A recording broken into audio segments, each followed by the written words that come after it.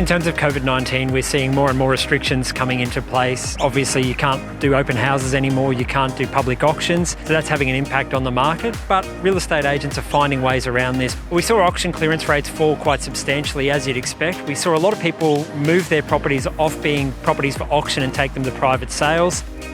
I think the big announcement was further shutdowns, limiting people's ability to go out of their home and socialise to try and stop the spread of COVID-19, and also the moratorium on rents for both commercial and residential renters.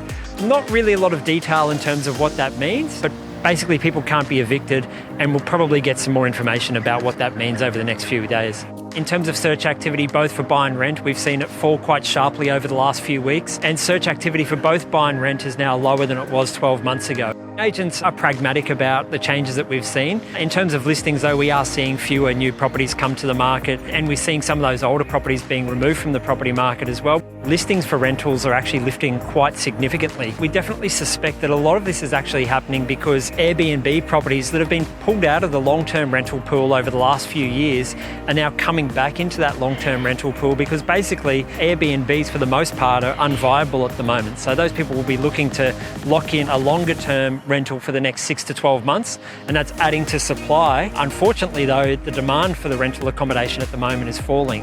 So that's probably going to lead to further falls in weekly rents over the coming weeks and months. The recovery is really dependent on how long we have to be locked away and how long we can't really go about our everyday lives. I think what we can say is I think people will be very desperate to get back out and start living again. People are going to have a lot of time on their hands over the next few months.